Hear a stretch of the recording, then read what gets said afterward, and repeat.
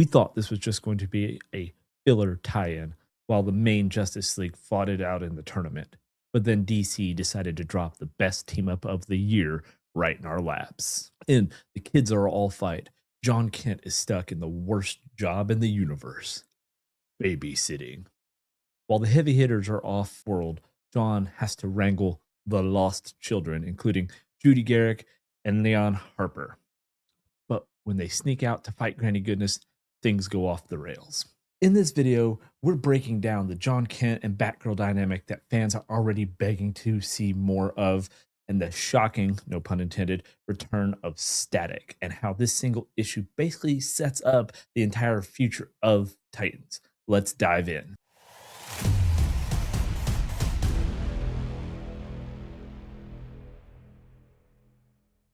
So with that setup in mind, we open up right to the Lunar Watchtower. Poor Jon Kent is going through it. He is literally standing there pleading his case to Donna Troy, trying to remind her and maybe himself that he is, Superman. But Donna Troy, she's the ultimate Titan veteran, and she isn't having it. She basically hits him with the, "We know you're strong, Jon. That's why we're leaving you with the nightmare scenario." It's a great humble brag moment for Jon that instantly backfires because his reward for basically being Superman isn't a spot in the tournament, it's diaper duty. We then get to see who he'll be babysitting, including Fair Play, good old Jeffrey Holt, the son of Mr. Terrific, the Boom, Judy Garrick, daughter of the OG Flash, that is currently in the KO tournament right now. We've got Cheshire Cat, Leon Harper, and Quiz Kid, sidekick of OG Mr. Terrific, Terry Sloan. Now, obviously, the kids aren't fans of being stuck in the Watchtower, feeling like they should be helping instead of being grounded, so to speak. But Arsenal explains that the most of their parents are in the KO tournament and they cannot be disturbed. And Donna and Roy are going to be heading down to the planet, which it's a little out of order because if you've already read Titans 31, which came out before this, they go down to the planet and they're not faring so well. And Roy is kind of taken off. All the while, Jon is still pleading his case. But much like the Teen Titans or Young Justice, our baby heroes aren't happy being sidelined and look to get in on the action. Leave it to Fair Play to get them there. And it looks like they found it. Or should I say, they found her. Granny Goodness. And Fair Play has a little history with her, which you will learn more about later on in this issue. But how are they going to get down to Earth? All the transporters require an adult leaguer. Good thing Cheshire swiped her dad's card when she gave him that hug. But Jon is still confused why he, being one of the few powerhouses left, is being sidelined with the kiddos, while Roy, who has a bow and an arrow, are going down to the planet to fight. But perhaps Jon has it all wrong. If all of our heroes fail, then the Youth Justice League may be the last chance Earth has. And watching out for them, he may be guarding Earth's last line of defense. It's either this or a kryptonite arrow. So maybe this job is bigger than he initially thought. Maybe it isn't the worst job in the universe. Maybe it's a chance to prove himself, taking care of these kids. Wait, where are the kids? Already he's lost them. They're not in the mess hall. No one's in the training center or the janitorial closet, although I'm not quite sure why he thought they would be in there. And the best way to find them is just to go out into space and look for them. It looks like they're running away, but not on his watch. Somebody's going to get grounded. And it would seem our little ones are a bit smarter than Jon thought, as they have tricked him with some holograms. And all the while, Jon is just thinking about that kryptonite arrow. And there they are, on Earth, where they shouldn't be. But at least we have our T-cubes. After finding the zombie people, really just people being mind controlled by Granny, they run into a bit of a surprise. We have our usual female Furies. We got Bernadette, we got Lashina, Mad Harriet, Guillotina. But we also have some unusual faces in the group, like Stargirl, Wonder Girl, and good old Thunderheart, Irie West, the daughter of Wally West and Linda Park. Back on the moon base, however, Jon is still dealing with the fact that he has lost the kiddos.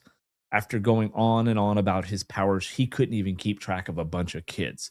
So what would Superman do? Of course, get Batgirl to help. I'm not quite sure what the value of these super IOUs are that he's offering up. Could come in handy one day. Back on Earth, though, it's Speedster versus Speedster, Brain versus Brawn, in an all-out brawl. And while the kiddos want Fair Play to go and get help, Granny wants him for something else. And just when it seems all hope is lost, we see the Omega symbol in Fair Play's eyes.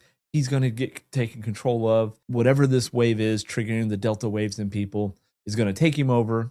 In a flash of red, he's gone. Not that he went very far, because he can still hear them, but the bad guys aren't really up for a search. They just immediately assume he teleported away. And like, my thing is, what if they went back to Darkseid and then he's like, did you guys even like do a search of the surrounding area? They're like, well, we looked under some things, and you know, like, did you go into any of the abandoned buildings that happen to be right there where you guys were at? No, they just said he's gone and left. I don't know. Sounds a little lazy to me, but then again, that seems to just be the case nowadays. Finally, the duo we have been waiting for all comic, Batgirl and Superboy, or Superman, Super Young Man. I don't know. I guess he's Superman while the real one is away. Anyways, they get down to Earth and almost immediately find Fair Play.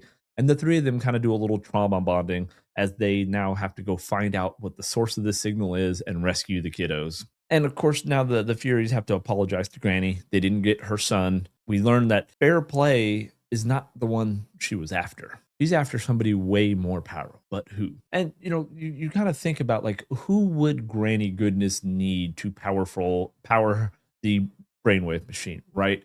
We already know from the Justice League Unlimited comics here that they have the Electrocutioner, there's Lightning Lad already in there, who all have the electrokinesis, the ability to power things like that. So, like, who else would she need, or who else could this be? Is it Black Lightning? Captain Marvel? Shazam?